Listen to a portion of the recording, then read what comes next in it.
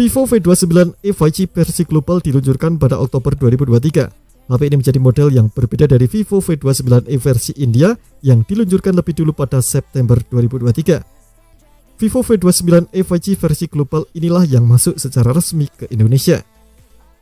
Sebagai opsi smartphone khusus fotografi yang menduduki kelas harga menengah alias mid-range, peluncuran HP tersebut menjadi pelengkap dari Vivo V29 5G yang memiliki harga sedikit lebih tinggi. Perlu diingat, HP ini jangan disamakan dengan Vivo V29e India ataupun Vivo V29 Lite, sebab masing-masing sudah mengacu ke jenis HP yang berbeda. Berikut ini kelebihan dan kekurangan Vivo V29e 5G Indonesia yang sudah tim Gadget merangkum.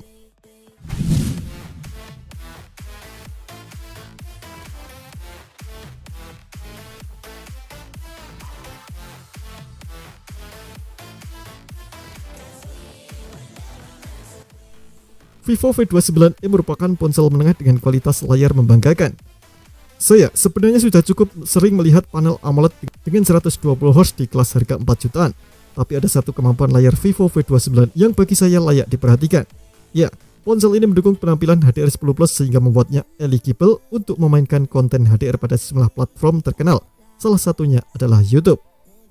Ukuran layar HP ini juga tergolong lega di kelasnya yakni 6,67 inci pada resolusi Full HD+. Mengapa terbilang lega? Karena mayoritas HP lain umumnya gunakan panel layar 6,5 inci. Dengan layar yang lebih luas, pengguna pun bisa merasakan pengalaman menonton atau bermain game yang lebih apik. Vivo V29e pun berhasil memiliki ukuran bezel yang begitu tipis sehingga mencapai rasio screen to body mencapai 88,3%. Layar ponsel ini juga mendukung 16,7 juta miliar warna. Kontras rasio layar juga layak diacungi jempol meraih 8 juta banding 1 untuk meningkatkan visitabilitas di luar ruangan atau di ruangan terang. Selain menawarkan refresh rate 120Hz, Vivo V29e juga menyajikan touch sampling rate hingga 1200Hz yang tinggi.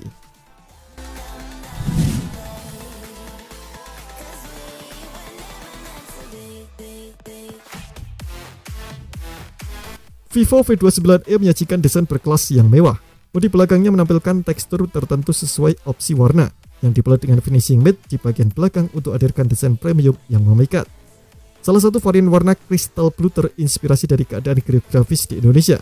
Vivo menyebut penampilannya mirip seperti sinar matahari yang menyinari samudra lautan Indonesia.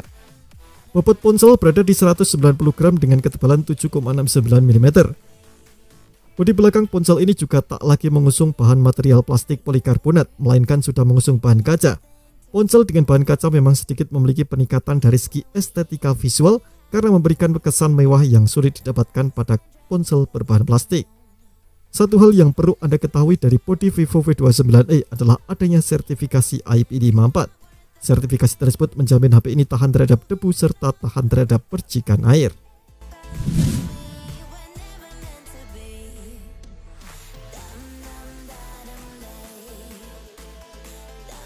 Beda dengan mayoritas HP lain yang berusaha menghadirkan triple kamera atau bahkan quad kamera, Vivo V29e justru hanya suguhkan dual kamera. Tapi di kamus saya, dual kamera tak selamanya jadi hal buruk. Buat apa ada 3 kamera kalau nyatanya hanya sekedar gimmick? Vivo V29e sajikan sensor utama berkekuatan 64 megapiksel. Kamera utama tersebut turut dipersenjatai dengan stabilisasi OIS agar pengalaman memotret jadi tetap fokus.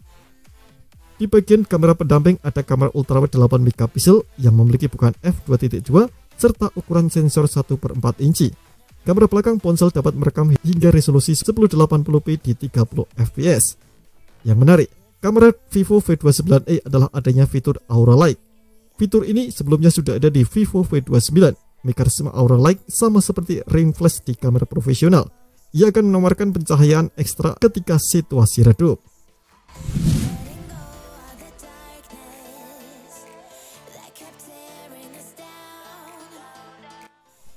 Kamera beresolusi besar memang sudah menjadi tren industri smartphone sejak lama. Tak hanya kamera belakang Vivo V29e yang tawarkan kamera 64 megapiksel dengan teknologi quad pixel binning, kamera depannya juga suguhkan kamera 50 megapiksel dengan bukaan f2.0. Turut gunakan filter cahaya pixel binning 4-in-1, kamera selfie tersebut hasilkan output gambar 12,5 megapiksel. Pengguna juga tak perlu lagi mengatur fokus secara manual karena Vivo membekali dengan autofocus di kamera depan. Ini membuatnya lebih sanggup hasilkan foto selfie berkualitas baik dengan effort yang lebih minim.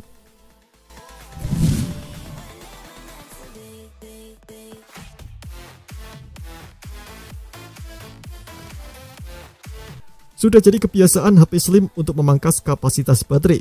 Semula saya pikir Vivo V29e menghadirkan baterai 4000 mAh. Namun rupanya ponsel ini mampu hadirkan baterai standar 4800 mAh. Dalam box penjualan, Vivo V29e juga menyertakan charger dengan daya 44 watt yang bisa mempercepat durasi pengisian berkali-kali lipat ketimbang 10 watt standar. Tentu ini bukan termasuk fast charging terbaik di kelas harga 4 jutaan, karena sejumlah ponsel di bawahnya saja sanggup menawarkan hingga 67 watt.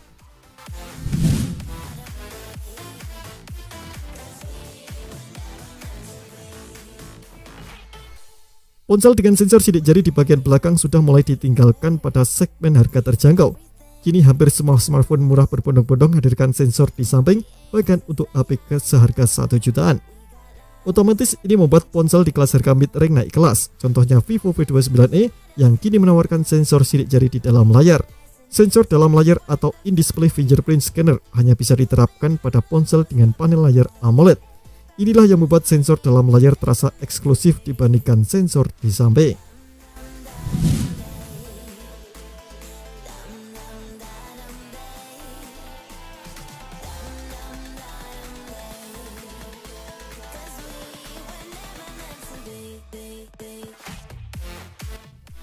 Snapdragon 695 5G pada Vivo V29e sebenarnya punya kinerja yang cukup kencang. Akan tetapi SoC keluaran tahun 2021 tersebut umumnya ditemui pada jajaran HP yang harganya lebih murah. Chipset Snapdragon 695 dibangun dengan litografi 6 nanometer sehingga memiliki efisiensi daya yang baik. SoC menggunakan 8 inti prosesor yang terbagi menjadi dua klaster, yakni klaster high performance berisi 2 unit Cortex A78 berkecepatan 2,2 GHz dan klaster hemat daya mencakup 6 unit Cortex A55 berkecepatan 1,8 GHz. Dengan clock speed yang mencapai 2,2 GHz, SoC ini mampu mendukung jenis pemrosesan berat, apalagi ditambah dengan kartu pengolah grafis atau GPU berupa Adreno 619. Vivo V29e ditopang dengan opsi storage 128GB dan 256GB berjenis UFS. Sedangkan dari sisi RAM menggunakan single option 8GB dengan jenis LPDDR4X. Melihat harga Vivo V29e yang ada di segmen 4 jutaan, mestinya dilengkapi dengan SoC yang lebih gas seperti Dimensity 8020 ataupun Snapdragon 778G yang punya skor Antutu di angka 500 ribuan poin.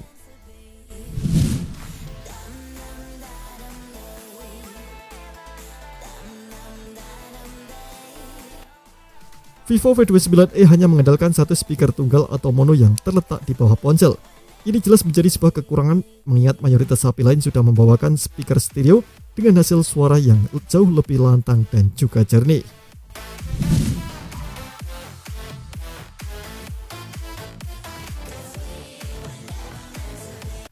Cukup disayangkan HP dengan harga 4 jutaan cuma hasilkan video di resolusi 1080p atau Full HD. Vivo V29e belum bisa merekam video di resolusi 2K atau yang lebih tinggi lagi. Keterbatasan ini menjadi problem buat konten kreator yang ingin melakukan zooming cropping. Pasalnya, video jelas akan mengalami penurunan kualitas saat di crop. Terima kasih telah menonton video ini, jangan lupa subscribe dan aktifkan loncengnya untuk mendapatkan informasi menarik seputar komputer terbaik dari Gadget Me.